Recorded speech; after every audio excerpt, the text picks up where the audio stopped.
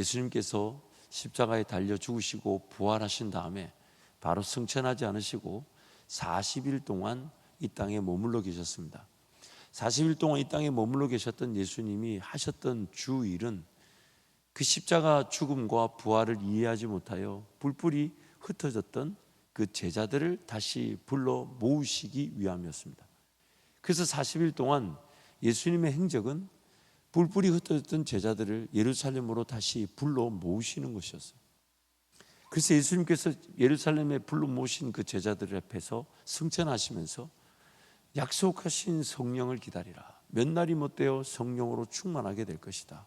그렇게 당부하고 떠나셨고, 감사한 것은 정말 몇 날이 못되어 성령이 그들 가운데 임하여서 그들이 사도행정적 그런 삶을 살아낼 수 있었다는 것입니다. 만약 예수님께서 부활하신 다음에 바로 승천하셨다면 그 제자들은 기어이 그 뿔뿔이 흩어진 자리에서 성령 충만을 맛보지 못한 채 살았을 것입니다. 하지만 예수님께서 부활하신 다음에 일일이 그 제자들에게 찾아가 주시고 나타나 주셨어요.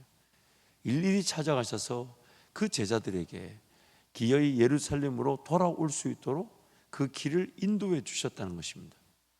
그리고 예수님께서 찾아가신 그 제자들 그 만남 기록 중에 가장 대표적인 기록이 바로 오늘 예루살렘에서 엠마오로 가던 두 제자에게 예수님이 나타나셨던 것입니다. 25리라고 하니까 아마 옛날 말로 1, 2가 0.4km, 0.4km 정도 되죠. 젊은 목사님들 모르는데 최은선 목사님은 잘 아네요. 0.4km 정도 되니까 약 11km, 12km 정도 되는 거리에 그 엠마오로 가는 길에 두 제자를 예수님이 만나 주신 것이죠. 그들은 예수님의 제자들이었고 또한 예수님과 동고동락하면서 그 가르침을 받고 예수님을 따랐던 자들이었습니다. 그래서 오늘 본문 19절을 세 번역으로 함께 읽겠습니다. 함께 선포합니다. 나사렛 예수에 관한 일입니다. 그는 하나님과 모든 백성 앞에서 행동과 말씀에 힘이 있는 예언자였습니다. 예수님은 진정한 가르치는 교사, 메시아, 우리를 구원할 자로 그들은 믿고 따랐던 것입니다. 또한 그래서 그들은 예수님을 자신들의 유일한 소망으로 여기며 자신들의 삶을 걸어 예수님과 동행했던 자들이었습니다. 그래서 21절을 세 번역으로 함께 선포합니다. 우리는 그분이야말로 이스라엘을 구원하실 분이라는 것을 알았고 그분에게 소망을 걸고 있었던 것입니다. 또한 예수님이 죽으신 지 이제 3일이 된 그때에 예수님이 살아나셔서 제자들에게 나타났다는 것을 그 엠마오로 가는 두 제자가 분명히 알고 있었다고 성경이 말합니다. 22절 24절 함께 선포합니다. 우리 가운데서 몇몇 여자가 우리를 놀라게 하였습니다. 그들은 새벽에 무덤에 갔다가 그의 시신을 찾지 못하고 돌아와서 하는 말이 천사들의 환상을 보았다는 것입니다. 천사들이 예수가 살아계셨다고 말했다는 것입니다. 그래서 우리와 함께 있던 몇 사람이 무덤으로 가서 보니 그 여자들이 말한 대로였고 그분은 보지 못하였습니다. 엠마오로 가던 그 두 제자, 그들은 3년여의 시간 동안 예수님과 동고동락했습니다. 예수님의 그 가르침을 직접 들었고 예수님이 행하는 모든 기적들을 다 보았습니다. 죽은 자를 살리시는 예수님을 분명히 보았습니다. 또한 그들은 그 예수님과 동행하면서 예수님께서 이스라엘 백성들을 구원할 진정한 메시아, 유일한 소망인 줄 알고 자신들의 모든 것을 걸어서 예수님을 따랐다라고 말합니다. 또한 예수님이 분명히 죽으셨는데 3일 만에 부활하셔서 그 제자들에게 나타났다라는 그 소식도 들었습니다. 하지만 그들은 예루살렘에서 어쩌면 자신들의 옛 생활의 터전인 고향으로 돌아가는 길에 서 있었다는 것입니다. 만약 예수님께서 엠마오로 가는 그 두 제자의 길에서 그들을 찾아가 주시고 만나 주지 않으셨다면 그들은 결코 예루살렘으로 다시 돌아올 수가 없었다는 것입니다. 그들은 기어이 그렇게 예수님과 시간을 보냈음에도 불구하고 자기 길을 걸어가고 말았을 것이라는 겁니다. 그런 제자들에게 예수님이 찾아가 주셨어요. 그런데 놀라운 일이 일어났어요. 예수님이 찾아가 주셨는데 그들이 예수님을 못 알아보더라는. 우리 본문 15절 16절 말씀 우리 함께 선포합니다. 그들이 서로 이야기하며 문의할 때에 예수께서 가까이 이르러 그들과 동행하시나 그들의 눈이 가려져서 그인 줄을 알아보지 못하거늘. 그들이 눈이 가려져서 그인 줄 알아보지 못했다. 이 본문을 마가복음 16장 12절에서는 이렇게 말합니다. 함께 선포합니다. 그 후에 그들 중 두 사람이 걸어서 시골로 갈 때에 예수께서 다른 모양으로 그들에게 나타나시니. 마가복음 보니까 영어로 정확하게 표현하고 있어요.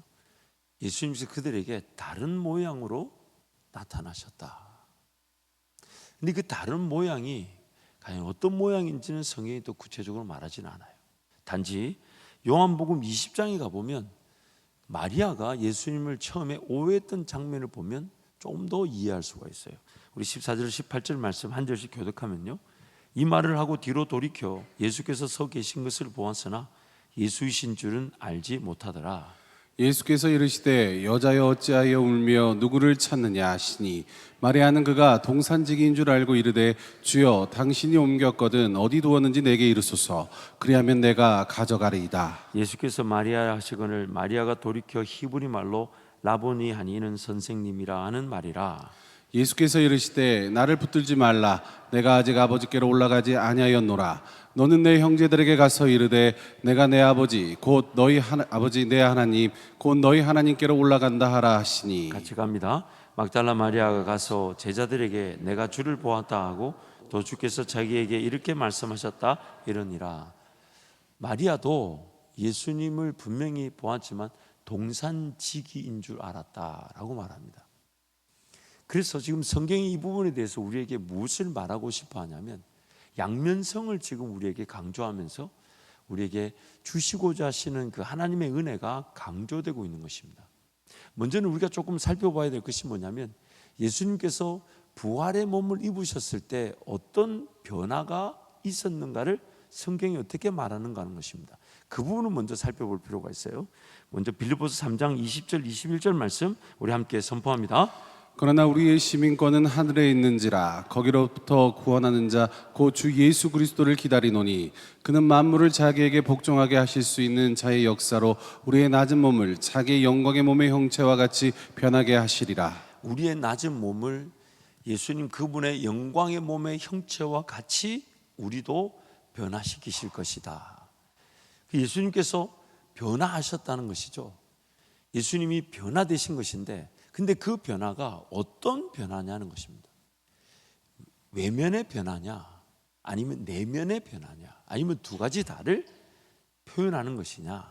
그래서 제가 주석의 내용을 하나 소개해 드리면요, 그리스도의 재림 때 우리가 받을 몸은 그리스도의 부활체처럼 영광의 몸이 될 것이다. 우리의 신분은 변하지 않겠지만 우리의 몸은 예수님의 영광의 몸과 같이 될 것이다. 이것은 외면이 담는 것이 아니라 그분의 본성과 생명에 동참하는 것이다. 지금 성경이 강조하는 바가 있습니다. 그게 뭐냐면 예수님이 부활하셨을 때 입으신 몸처럼 우리도 예수 재림의 날에 그 몸을 입게 된다는 것입니다. 근데 그 몸을 입을 때 이미 알고 있는데 우리는 이미 다 흙으로 돌아가서 우리의 영혼만 예수님 그분 품에 안식하고 있는 상태에서 예수 재림의 날에 먼저 안식에 들어간 성도들이 예수님 다시 부활의 몸을 입고 일어나 예수님 영접하게 되고 그리고 이 땅에 있는 성도들이 예수님 만나게 된다고 성경이 말씀하고 있죠. 그래서 우리는 그 예수님이 부활하신 몸과 같이 입게 되지만 예수님도 우리도 외면이 바뀌는 것이 아니라 외면의 상태에서 영혼의 상태로 들어갈 수 있는 내면의 상태가 바뀌어진다는 것입니다. 예수님이 부활의 몸을 입으셨다 해서 그분의 얼굴이 달라졌다는 게 아니에요. 그분의 몸 상태가 이제 육신의 몸을 입고 있는 것은 흙으로 돌아가고 영혼의 상태로 들어갈 새로운 몸을 입으셨고 우리도 죽고 나면 우리의 몸은 흙으로 돌아가고 예수님이 부활하실 때 입으셨던 영광의 몸처럼 영혼의 상태에 들어갈 수 있는 몸을 입게 된다는 것입니다. 어떤 예전에 중학생이 저에게 질문을 했어요. 목사님, 천국 가면 먹나요? 이렇게 물어봤어요. 왜냐하면 왜 그러냐 이렇게 물어봤더니 먹는 건 꼭 있었으면 좋겠대요.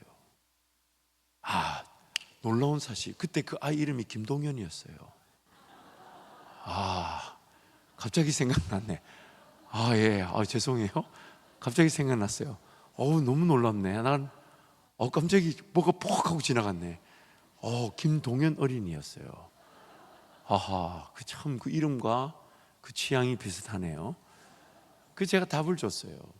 예수님이 부활의 몸을 입으셨을 때 그 제자들에게 이렇게 얘기하셨죠. 너희에게 먹을 것이 있냐.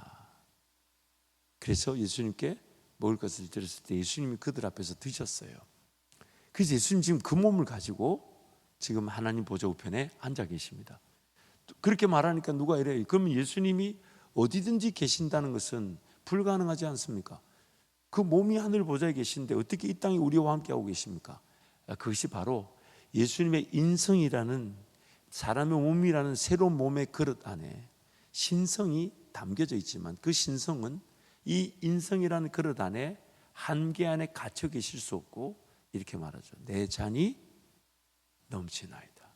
그분의 신성이 그 인성을 포함하고 그 안에 가득 채워지고 흘러 넘쳐서 지금 성령으로 우리와 함께하고 계신 것이죠.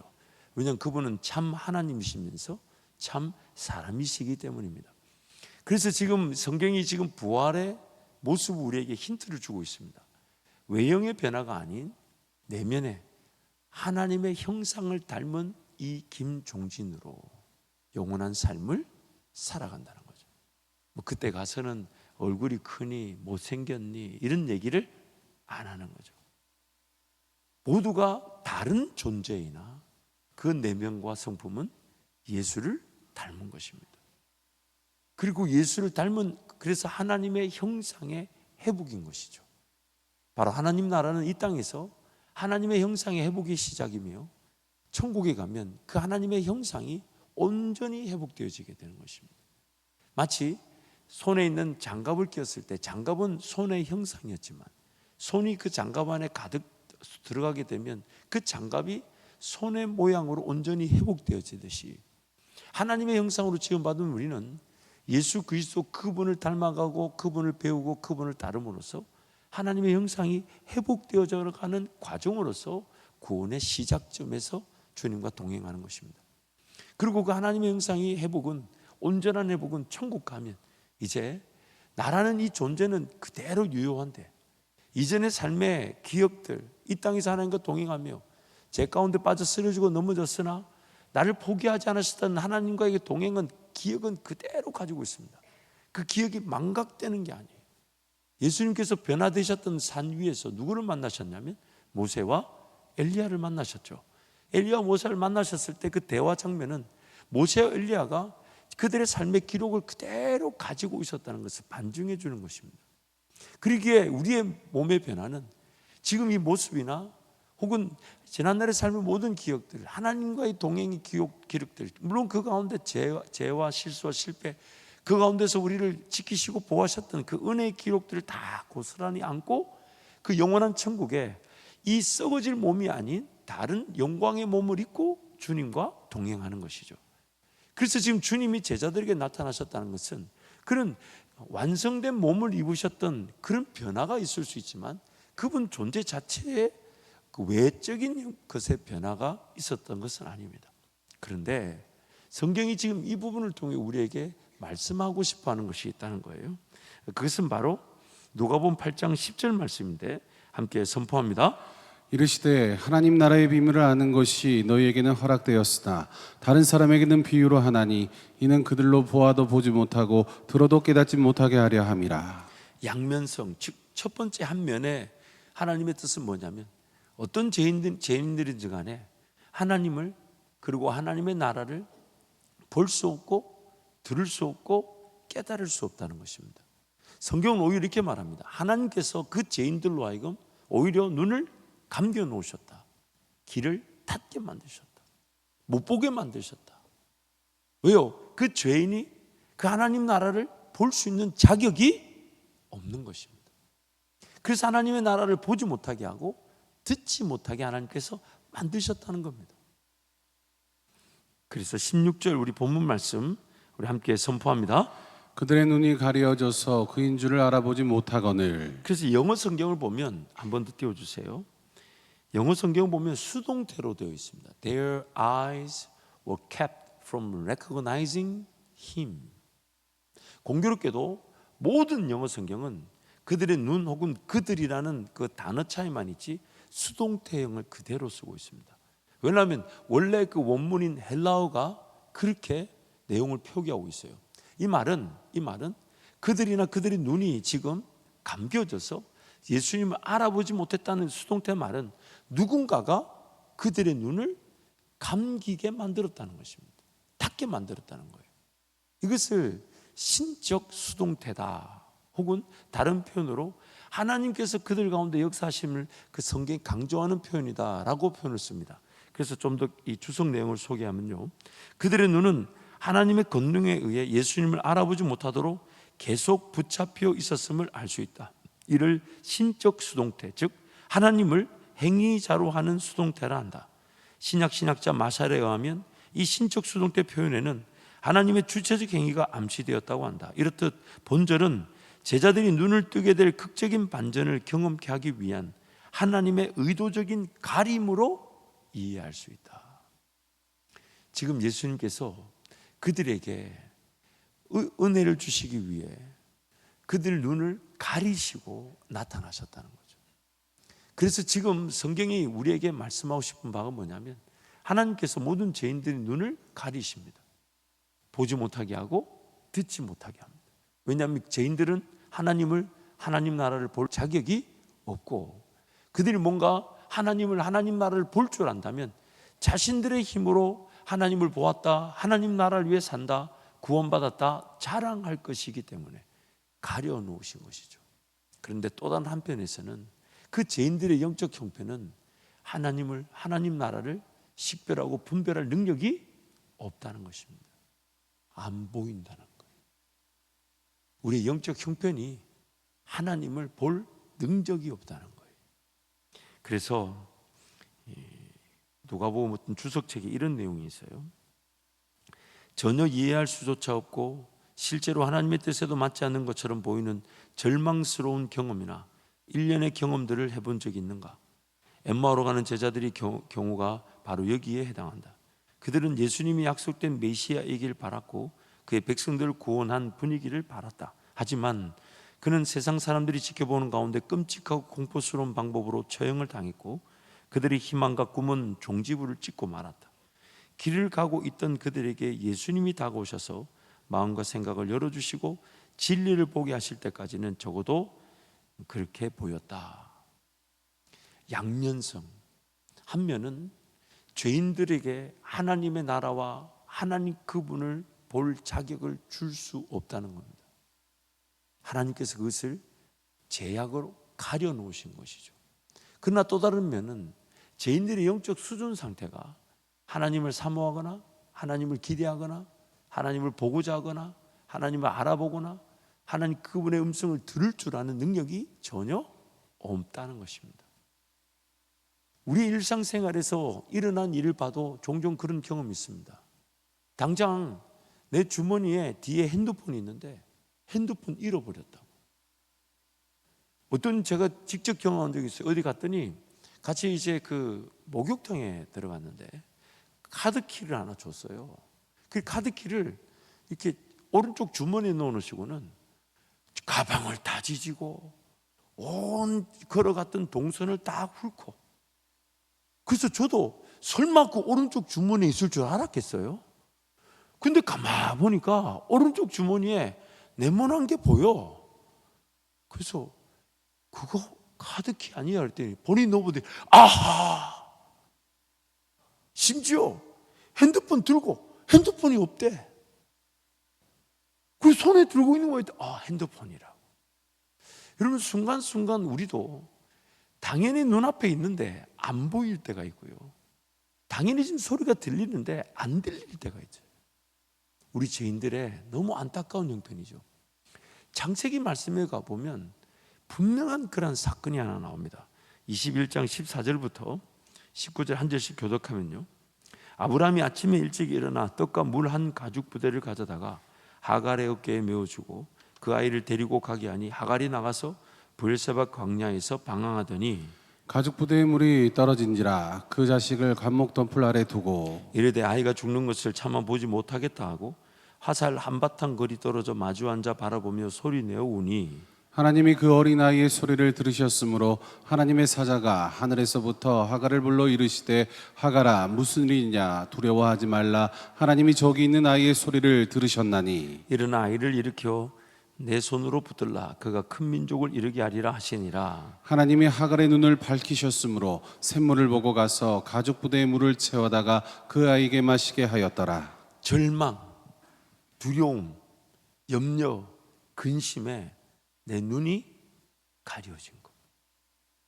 하갈이 지금 이제 이스마엘 데리고 쫓겨나서 이제 마시던 물이 다 떨어지고 식량 떨어져서 이제 한 사람 한바탕 정도 거리에 아이를 두고 우리 이제 죽는가 보다 그렇게 죽으려고 하는데 실질적으로 하갈의 앞에 샘물이 있었다는 거예요. 하나님께서 하갈을 마시게 하려고 없던 샘물을 만드신 게 아니라 하갈이 절망과 두려움과 삶의 포기와 좌절, 그 두려움, 근심 때문에 눈앞에 있는 샘물을 볼 줄 몰랐다는 거예요.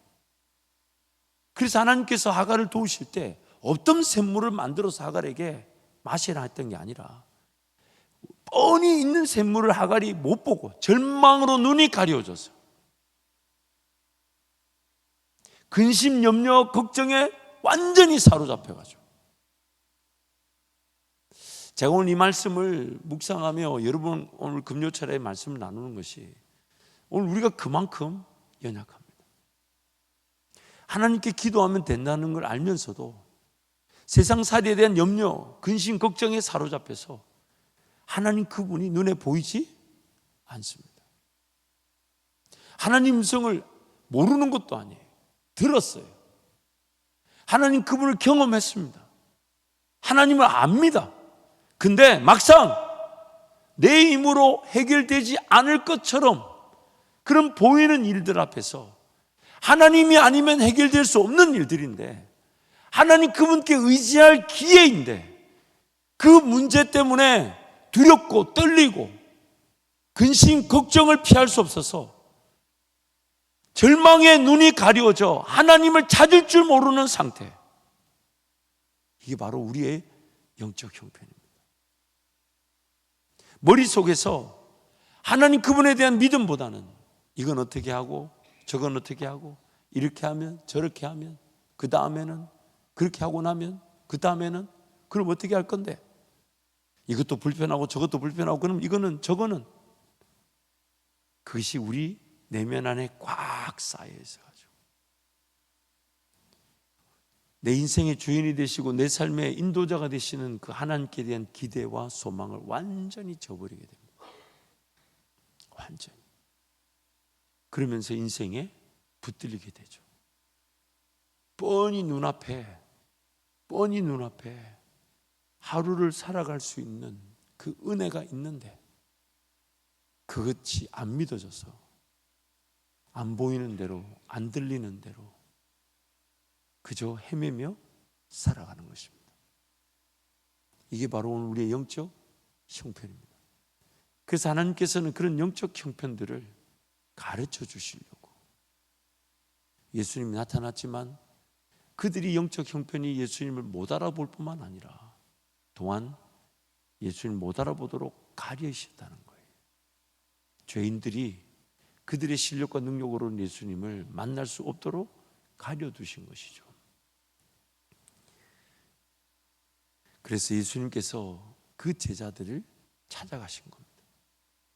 찾아가셔서 그들의 다친 눈을 열어주시고 그들로 하여금 다시 예수 바라보며 예수와 동행하게 만들어 주신 것이죠. 그래서 예수님께서 그 제자들에게 찾아가셔서 그들의 다친 눈을 열어주시는 장면이 누가복음 24장에 두 번 등장합니다. 먼저 누가복음 24장 30절 32절 함께 선포합니다. 그들과 함께 음식 잡수실 때에 떡을 가지사 축사하시고 떼어 그들에게 주시니 그들의 눈이 밝아져 그인 줄 알아보더니 예수는 그들에게 보이지 아니하시는지라. 그들이 서로 말하되 길에서 우리에게 말씀하시고 우리에게 성경을 풀어주실 때에 우리 속에서 마음이 뜨겁지 아니하더냐 하고. 예수님께서 그들과 함께 계속 동행하시면서 우리가 방금 본문에서 읽었던 말씀처럼 모세 이야기부터 선지자 얘기까지 모든 얘기들을 그 길에서 풀어주시고 말씀해 주셨죠. 그 말씀을 들은 그 제자들이 마치 성찬식에 떡을 떼던 예수님을 다시 만나는 것처럼 예수님이 떡을 떼주시고 나눠주실 때 그들의 눈이 열렸다. 참 예수님의 그 일하심이 너무 구체적이고 너무 멋있어요. 영적인 말씀만 준 게 아니라 또 뭐도 떼어주셨다고요? 떡도 이렇게 떼주셨다는 거예요. 그러니까 여러분 어떤 신앙이 힘든 성도가 있고 어려운 성도가 있거든요. 기도 안 해서 그렇고 말씀 안 봐서 그렇고 그런 말 하기 전에 그 입에 떡 하나 물려줘야 합니다. 육적인 어떤 회복. 여러분 그거 아시나요? 탈진, 소진, 지치는 그 90%, 약 99%, 99%까지는 아니겠지만 90% 이상이 왜 탈진되냐면 잘 못 먹고 잘 못 자서 그래요. 잘 못 먹고 잘 못 자서 그래요. 내 몸이 정상적으로 그리고 건강하게 관리가 되지 않아서 거의 탈진하는 겁니다. 기도 더 많이 안 했다? 그럴 수 있습니다. 영적인 생활 더 안 했다? 그럴 수 있습니다. 하지만 우리 육적인 것도 분명히 영양분이 필요하죠. 그래서 누군가 탈진했거든요. 그거 다 대놓고 막 기도해야 돼. 해야 됩니다. 그것보다도 조용히 데리고 와서 떡볶이라는 입에 미기고 오뎅 국물이라도 마시게 하고, 그러나 그것이 그에게 사랑이 되고 또 같이 기도의 자리에 갈 수 있는 에너지가 될 것이겠죠. 그래서 그 엠마오에 가던 두 제자가 그제서야 예수님을 확인하고 길에서 우리에게 성경을 풀어 말씀해 주실 때에 우리 마음이 뜨겁지 아니하더냐. 그래서 예루살렘으로 다시 돌아와서 제자들에게 우리가 예수님을 만났다라고 그렇게 전하게 되었던 것이죠. 또한 24장 44절부터 49절 한 절씩 교독합니다. 또 이르시되 내가 너희와 함께 있을 때에 너희에게 말한 바 곧 모세의 율법과 선지자의 글과 시편의 나를 가리켜 기록된 모든 것이 이루어지리란 말이 이것이라 하시고, 이에 그들의 마음을 열어 성경을 깨닫게 하시고 또 이르시되 이같이 그리스도가 고난을 받고 제3일에 죽은 자 가운데서 살아날 것과 또 그의 이름으로 죄 사함을 받게 하는 회개가 예루살렘에서 시작하여 모든 족속에게 전파될 것이 기록되었으니 너희는 이 모든 일의 증인이라. 볼지어다 내가 내 아버지께서 약속하신 것을 너희에게 보내리니 너희는 위로부터 능력으로 입혀질 때까지 이 성에 머물라 하시니라. 45절 말씀에 이에 그들의 마음을 여시고 성경을 깨닫게 하셨다. 하나님의 말씀, 성경을 깨닫게 하시기 위해서 그들 마음을 어떻게 하셨다고요? 열어주셨다. 그러므로 오늘 우리의 다친 눈이든 기든 마음이든 간에 이것을 열게 할 수 있는 유일한 방법은 하나님의 말씀밖에 없습니다. 하나님 말씀을 통해 우리의 눈이 열려질 때 그동안 문제, 어려움, 그래서 좌절, 낙심, 근심, 걱정에 사로잡혀 있던 내 눈이 하나님의 인도하심과 내 삶을 포기하지 않으시고 끝까지 은혜 베푸실 하나님께 내 눈이 열려지게 될 것입니다. 들려오는 소리는 어떻게 살 거냐, 뭐 먹고 살 거냐, 어떻게 삶을 유지할 거냐, 온갖 세상의 이생의 자랑, 안목의 정욕, 그런 내 욕구의 소리만 가득 들려왔을 텐데 하나님 말씀을 통해 내 귀가 열리게 되는 순간 내 인생의 길에 가장 좋은 은혜로, 즉 일용할 양식으로 함께 하시면서 먼저 그 나라와 의를 구하게 하시는 주님의 음성이 들려지게 되는 것이죠. 성경 말씀을 내가 읽고 대할 때에 내 마음밭에 다른 그 어떤 것보다 하나님의 꿈과 비전이 심겨지고 뿌리를 내려 열매를 거두게 되는 것입니다. 그러므로 오늘 우리는 항상 잊지 말아야 될 것이 우리의 영적 형편을 잊지 말아야 합니다. 우리는 하나님의 나라를 볼 자격이 없는 죄인들입니다. 가려져 있습니다. 우리 자신 자체가 그런 것에 관심도 없고 보고자 할 마음도 없고 안 보이니까, 그래서 보이는 대로만 살았단 말이에요. 그런 죄인됨의 형편을 우리는 피할 수도 없거니와 그 죄인들이 마치 심판을 당하듯 하나님 나라를 볼 자격이 없습니다. 그래서 하나님께로 가면 하나님께서 그런 자격 없는 나, 하나님 나라를 볼 수 없는 나, 그리고 또한 나의 내면에서부터 하나님 음성을 들으려 하지 않고 말씀을 가까이 대하려 하지 않고 하나님 그분 앞에 인내하려 하지 않는 나를 깨닫도록 도와주신다는 거예요. 여러분, 영적인 생활을 해보시면 알지만 하나님 분명히 살아계심을 알고 있고 오늘 밤이라도 내 인생이 끝날 거를 우린 다 기대하고 있습니다. 그런데도 주님 음성이 안 궁금하고 주님 나라 안 보이는 게 답답하지 않고 그냥 이대로 이 직장이라도 다녀야 되고 이 일이라도 해야 된다고 여기는 가려진 나의 영적 상태를 깨달을 줄 알아야 합니다. 깨달을 줄 알아야 돼요.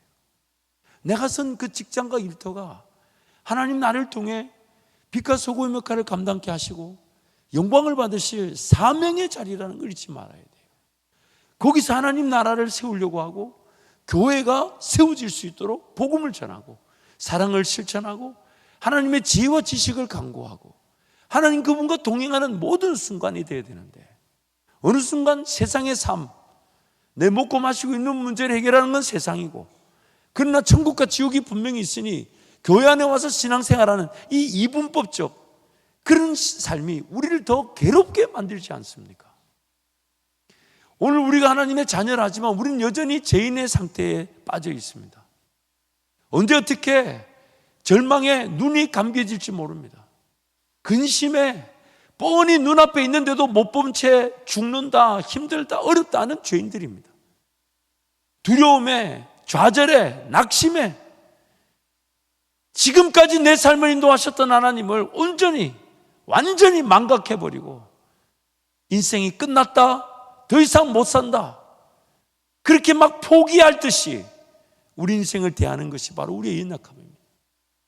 오늘 인생이 끝나면 아무것도 가지고 온 것이 없고 아무것도 가지고 갈 게 없는데 그거 붙들고 하나님, 내가 지금 어려우니까 하나님께 못 드리는 거는 양해해 주세요. 하나님, 나 지금 겨우 먹고 살기도 바빠 죽겠는데 뭘 11조를 드리고 뭘 예물을 드리고 뭘 구별하여 드리겠습니까? 하나님, 내 나중에 여유 있을 때 그때 하지요. 그렇게 말은 하지 않는다 해도 여러분 그런 자세를 가지고 있다면 과연 나는 하나님 나라를 본 것일까요? 아니면 감긴 눈으로 세상만 보며 사는 걸까요? 그렇다고 해서 여러분 하나님 나라 산다는 이유로 세상살이를 버리라는 것이 아니지 않습니까? 반드시 그 세상 속에서 하나님 나라를 이루어야 되는 것이 바로 우리입니다. 그런 어떤 물질관, 세상에서 그런 하나님 나라를 세우는 발전, 성장, 그것이 우리의 임무입니다. 우리의 사명입니다. 그 긴장감을 가지고 세상에서 승리하는 성도로 살아가자는 것이에요. 그러기에 오늘 우리의 영적 형편을 잊지 마셔야 돼요. 3년의 시간 동안 예수님을 그렇게 따라다녔어요. 동고동락했어요. 성경이 말하는 모든 기적의 종류를 다 봤습니다. 죽은 자를 살리시는 주님을 봤어요. 우리에게 지금 기록된 이 말씀을 예수님께 직접 들었어요.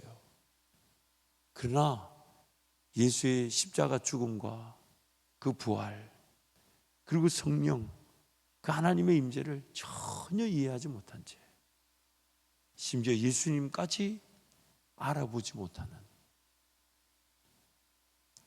우리의 이 죄인됨을 늘 기억해야 합니다. 그래서 매일매일 나 같은 이 죄인이 또 다친 눈의 상태로 하나님을 보지 못한 채, 하나님 나라 보지 못한 채 눈에 보이는 세상이 전부인 줄 착각하고 그 세상 방식대로, 세상이 원하는 대로, 심지어 세상 문화와 습관을 즐기고 거기에 내 시간과 물질을 투자하고 거기에 빠져 있을 수 있다는 것입니다. 사랑하는 성도 여러분, 오늘 예수님은 그 제자들을 포기하지 않으셨듯이 우리도 포기하지 않으시고 끝까지 찾아와 주셨고 찾아와 주실 것입니다. 이렇게 왜 아멘을 집에 가서 하실 거예요? 안 찾아오셨어요? 찾아오셨으니까 이 자리 다 나오신 거잖아요. 아니, 옆에 분 한번 봐주세요. 그분이, 예수님이 그분을 안 찾아와 주셨으면 그 자리에 앉아 있을 것 같아요? 집에서 주무셨을 것 같아요? 분명히 예수님이 찾아와 주셨기 때문에 우리 오늘 이 밤에 이 금요일 날 9시에 기도하러 온 거예요. 무려 2시간 반을 금요 철회하는 교회는 참고로 우리 교회밖에 없습니다. 다른 교회는 보니까 뭐 분기별로 한 번씩 뭐 조금 길게 한다 하더라고. 제가 예전에는 철이 없을 때는 우리 교회는 2시간 반 한다고 얘기했는데 요즘은 아무 말 안 합니다. 왜? 못 알아들어요. 근데 여러분, 그것이 은혜죠. 그리고 우리에게 주신 은혜대로 이렇게 하나님의 나라를 보고자 하고 하나님의 음성을 듣고자 하는 것이 얼마나 특권인 줄 몰라요. 하지만 또 세상의 자리에 나가면 또 어떤 두려움에, 어떤 걱정에, 어떤 근심에 우리 눈이 가려져서 예수님을 보러 가지 않고 찾아오신 예수님을 전혀 알아보지 못한 채 가던 길을 계속 걸어가려고 하는 것이 바로 우리라는 것입니다. 그런데 예수님께서는 우리를 포기하지 않으시고 끝까지 우리를 찾아와 주셔서 우리의 닫힌 눈을 열어주기를 원하신다는 겁니다. 닫힌 길을 열어주시기를 원하신다는 거예요. 그리고 그 닫힌 눈과 길을 여는 방법이 다름 아닌 이 기록된 말씀을 읽고 깨달을 수 있도록 도와주시고 이 말씀을 읽고자 하면 마음이 열려지게 하신다는 거예요. 이 말씀을 읽으면 마음이 열릴 뿐 아니라 이 말씀을 읽고 깨달을 수 있도록 예수님이 마음을 열어주신다는 것입니다. 그때 우리의 눈이 그 하나님 나라를 보게 되고 예수의 말씀에 살아나게 되는 것입니다. 듣는 자는 살아나리라. 듣는 자는 살아나리라. 그렇게 오늘 우리 삶의 목표가 뭐가 되어야 되냐면 예수님 음성을 들으려고 하는 것이 되어야 돼요. 예수님 그분을 더 만나고자 함이 목적이 되어야 돼요. 예수님이 어떤 길로 인도하시는지를 따르고자 함이 목적이 되어야 돼요. 살아내면서 예수님을 자꾸 만나는 것이 아닙니다. 예수님을 따르고 예수님을 섬기기 위해 사는 겁니다. 잘 살기 위해 예수님 찾는 게 아니라 예수님 만나고 예수님 따르기 위해 사는 것입니다. 그래서 어떤 결정을 하든 선택을 하든지 간에 어떻게 하면 예수님을 더 만날 수 있을까? 어떻게 하면 예수님을 더 따를 수 있을까? 어떻게 하면 예수님 내 눈을 열어주시기 위해 말씀을 더 읽을 수 있을까? 어떻게 하면 더 외울 수 있을까? 어떻게 하면 더 묵상할 수 있을까? 어떻게 하면 하나님 나라를 더 바라볼 수 있을까? 어떻게 하면 예수의 음성에 내가 흥분하여 뭐가 더 있고 없고가 아니라 예수님 음성이 들려졌다는 것으로 더 기뻐하며 즐거워할 수 있을까? 그것이 바로 우리 인생의 목표가 되어야 되는 것입니다. 제자들을 포기하지 않고 찾아가신 예수님께서 지금도 우리를 찾아오고 계십니다. 찾아오고 계십니다. 끝까지 찾아오셔서 우리의 마음을 열어주시고 성경을 깨닫게 하시고 성경을 읽을 때 우리의 눈이 열려지게 하시고 그리고 주님의 음성이 들려지게 하셔서 성령 충만의 자리를 떠나지 않게 하실 때 제자들에게 임했던 성령 충만의 역사가 우리에게도 동일하게 나타나게 될 줄 믿습니다.